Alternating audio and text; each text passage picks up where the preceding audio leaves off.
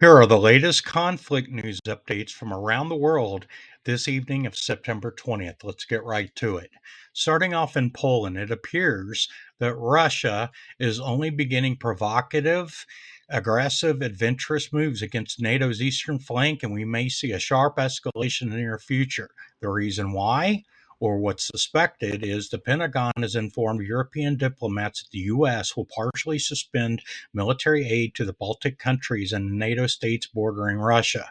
According to Reuters, the Pentagon told European diplomats that the U.S. is now shifting its priority to defense of the homeland. Meanwhile, in the United States, latest intel confirms Al Qaeda has 1,000 plus soldiers embedded in the U.S., and Bin Laden's sons have greenlit major attacks on American soil. If Afghanistan doesn't give Bagram Air Base back to those that built it, the United States of America, bad things are going to happen, and that's according to President Donald J. Trump.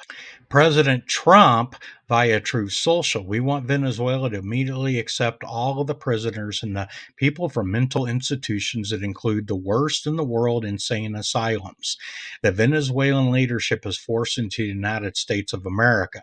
Thousands of people have been badly hurt, even killed by these monsters. Get them the hell out of our country right now, or the price you pay will be severe. On Afghanistan, despite what the Taliban stated about rejecting the U.S. getting back Bagram Air Base, the Trump administration is still in serious discussions with the Taliban about reestablishing a small U.S. military presence at Bagram as a launch point for their counterterrorism. Back to the United States. Trump on armed Russian MiG 31s breaching NATO ally Estonian airspace. I don't love it. I don't like when that happens. This could be big trouble. Meanwhile, in Israel, Putin has been watching Israel's war in Gaza, viewing it as harsher than Russia's war in Ukraine, and noting that U.S. and European governments' acceptance of it undercuts the criticism of Moscow.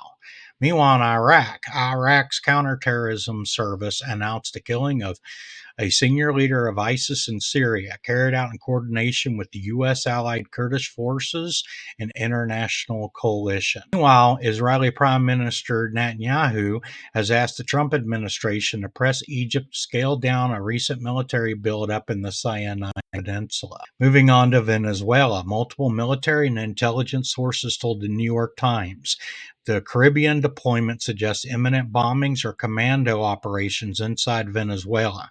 The real use of Venezuela is to remove Maduro one way or another. Continuing with Venezuela, Venezuelan President Maduro offered direct talks with Trump's envoy following U.S. strikes on Venezuelan vessels accused of drug trafficking and subsequent buildup of the American fleet near Venezuela's. If you like to the point, no opinions, just straight, fast daily news updates, and you enjoyed this content, please steal a drone and sabotage that like button. Moving on to back to Venezuela. There is currently a 31% chance that we will see confrontation between the U.S. and Venezuelan military by the end of this year. My question for my audience and the viewers is, do you see this happening? Leave a comment below to let me know what your thoughts are. Moving to New York, the UN Security Council has voted to reimpose sanctions on Iran, set to take place on September 27th. Iran, meanwhile, has immediately suspended all cooperation in the nuclear field with the IAEA.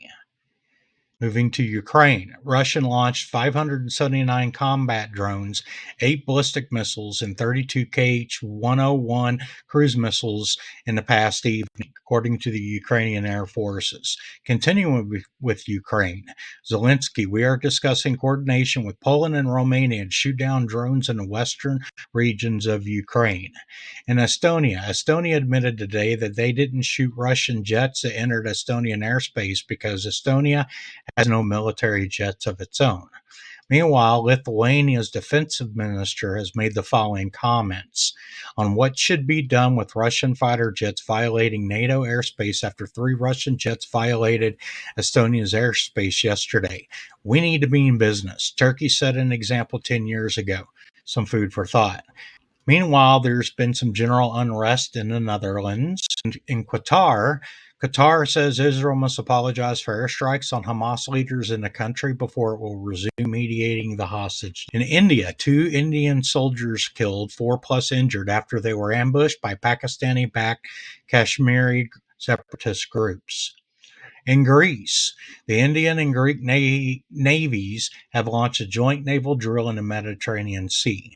Korea. Since 2022, North Korea has transferred weapons, ammunition, troops worth up to $9.8 billion to the Russian armed forces. In addition to the 15,000 soldiers sent, North Korea has transferred up to 6.7 million artillery shells, up to 1.24 million mortar shells, up to 878,000 plus MLRS rockets, up to 248 KN-23-24 ballistic missiles, up to 794 howitzers and launchers. That means plus or minus 40% of artillery shells on the front are from North Korea. That's the latest. Thank you for tuning in.